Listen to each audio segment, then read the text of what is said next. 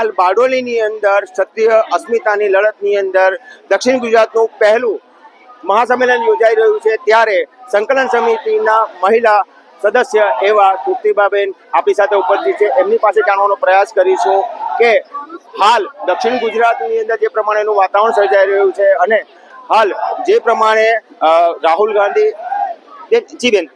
જે પ્રમાણે આજે રાહુલ ગાંધી અને એમના તરફથી જે નિવેદન કરવામાં આવ્યું છે, તો રાહુલ ગાંધીનું નિવેદન અને રૂપાલાજીના નિવેદનને કઈ રીતે આપ ડિફરન્શિએટ કરશો?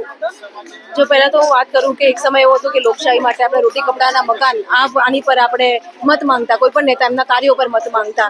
આજે જ્યારે ધીરે ધીરે લોકશાહીનું અધોપતન થાય છે ત્યારે મા બહેનો પર ટિપ્પણી કરે છે અથવા ઉજળા ઇતિહાસ ઉપર ટિપ્પણી કરવામાં આવે છે. હું આપના માધ્યમથી બંને નિવેદનોને વખાડી કાઢું છું, પણ આપે જે મને સવાલ પૂછો કે બંને નિવેદનને આપ કઈ રીતે જુઓ છો? અમુક ભૂલ એવી હોય કે કદાચ માફી પાત્ર હોય, અમુક ભૂલો છે માફી ત્યારે મા બહેનો ઉપર લાંછન લાગવામાં આવે કે રોટી બેટીના ખરાબ શબ્દોમાં તમે સમજો છો એના બહુ ખરાબ શબ્દો છે, ત્યારે આ વસ્તુને ક્યારેક માફીને પાત્ર નથી. રાહુલ ગાંધીજીએ જે મને નિવેદન કર્યું છે એ પણ માફી પાત્ર નથી, પણ એમાં એ કઈ જગ્યાએ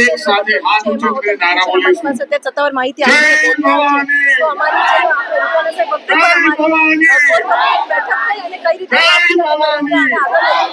તો આ બાબતે પણ સમાજને પૂછવામાં આવશે કે હવે આ મુદ્દામાં પણ તો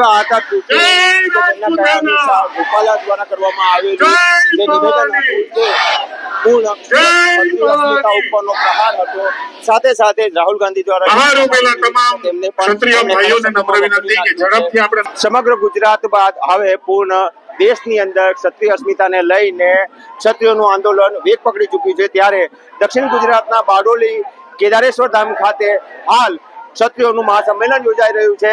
આપ જોઈ શકો છો, કેમેરામેનને નિવેદન કરીશ કે આ જે દ્રશ્યો જોઈ રહ્યા છો તેની અંદર પૂર્ણ શિસ્તતા અને સંયમ સાથે ક્ષત્રિયો મોટી સંખ્યાની અંદર અહીંયા હાજર થયા છે અને પોતાની અસ્મિતાની આ લડતને ઉગ્ર અવાજ આપી રહ્યા છે.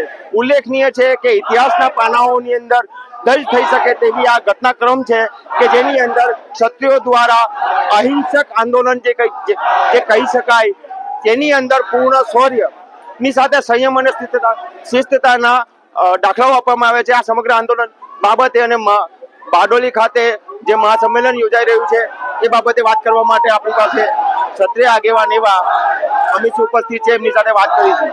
જી અમિત સર, જે પ્રમાણે પુરુષોત્તમ રૂપાલાથી આ વિવાદની શરૂઆત થઈ હતી અને હવે સીધી ક્યાંક ને ક્યાંક અસર ભાજપને પણ થઈ રહી છે.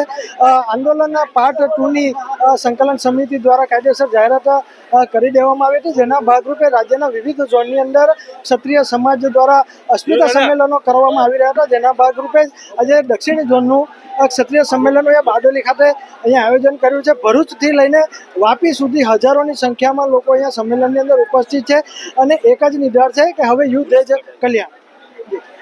જી આપ જોઈ શકો છો કઈ રીતે મોટી સંખ્યાની અંદર આ ક્ષત્રિય આગેવાનો અને ક્ષત્રિય યુવાધન આ સંમેલનની અંદર ભાગ લેવા માટે આવી રહ્યું છે.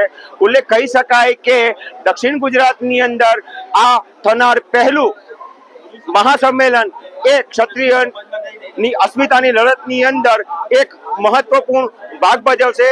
આવનારી લોકસભા ચૂંટણીની અંદર દક્ષિણ ગુજરાતની વાત કરીએ તો ક્ષત્રિયોની વોટ શેર પર્સન્ટેજ ઓછા છે, પરંતુ જે રીતે ક્ષત્રિય સમાજ એક સંગઠિત થઈ રહ્યો છે તે જોતા લાગી રહ્યું છે કે દક્ષિણ ગુજરાતની કેટલીક સીટો ઉપર પણ ક્ષત્રિય સમાજ અન્ય સમાજોને સાથે લઈને એક મહત્વપૂર્ણ અને નિર્ણાયક પરિણામો લાવી શકે એમ છે. સુરેન્દ્રસિંહ સોલંકી, લોકસત્તા જનસત્તા ન્યૂઝ, બારડોલી.